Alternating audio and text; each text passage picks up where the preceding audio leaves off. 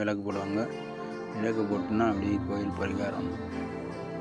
விளக்கு தான் என்னென்ன எண்ணெயில் நம்ம விளக்கு போடுறோமோ அதுக்கு தகுந்தாப்புல நம்மளோட பிரச்சனைக்கும் தீர்வு கிடைக்கும். பிரசித்தி பெற்ற காலகதி ஞான பைரவருக்கு தான் இங்கே பூஜை நடக்கும்.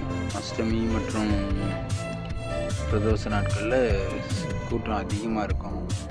அன்னதானமும் போடுவாங்க இங்கே. இந்த பிரதோஷ தினங்களில் வந்தீங்கன்னா கண்டிப்பாக அன்னதானம் உண்டு. கோயில் நல்லா எடுத்து நிறைய வேலைகள் செஞ்சுருக்காங்க. இது கோயிலோட உட்புற தோற்றம்.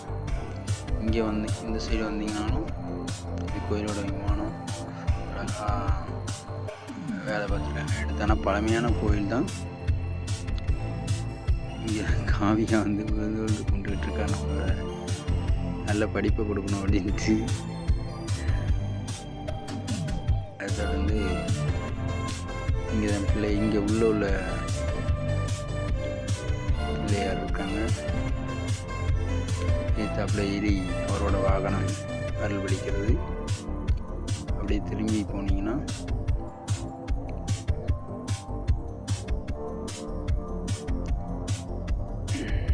சிவனும் பார்வதியும் அணைஞ்ச மாதிரி ஒரு படம் இருக்கும். அப்படியே தொடர்ந்து நடந்து போனீங்கன்னா இங்கே இதோட ஃபோட்டோவை வடிவமைச்சாங்க. அப்படியே எழுதி வரைஞ்சி வச்சுருக்காங்க. பின்புறம் பாருங்கள். ரம்மியமான அமைதியான ஒரு சூழ்நிலையில் இந்த கோயில் அமைஞ்சிருக்கு. எந்த ஒரு சத்தமும் சவுண்டும் இருக்காது. நீங்கள் மற்ற நாளில் வந்தீங்கன்னா ரொம்ப அமைதியாக இருக்கும்.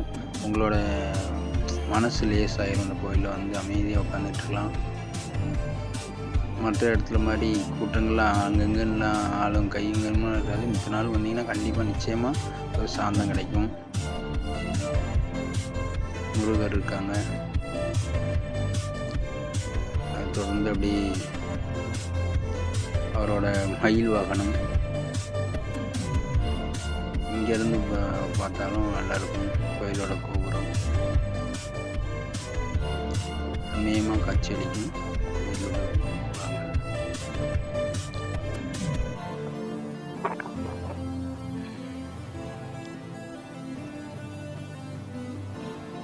அப்படியே போனோம்னா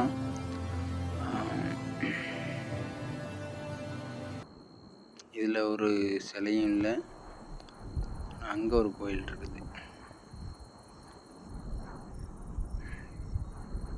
நடராஜர் படம். அப்புறம் இவர் எப்பவுமே தியானத்தில் இருப்பார்ல அந்த சாமி.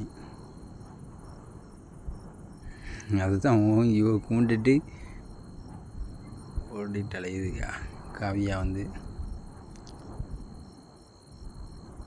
இதுதான் காலபைரவர். இவருக்கு தான் பூஜை நடக்கும்.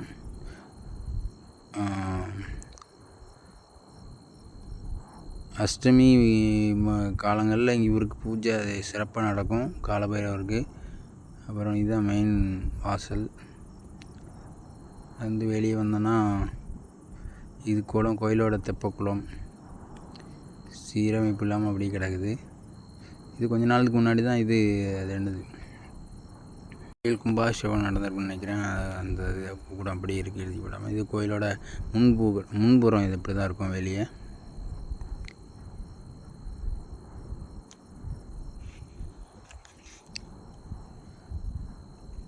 ரொம்ப ரம்மியமாக இருக்கும். அப்படி உட்காந்து அமைதியாக உட்காந்துட்டு இருக்கிறதுக்கு ரொம்ப ஒரு ரம்மியமான இடம்.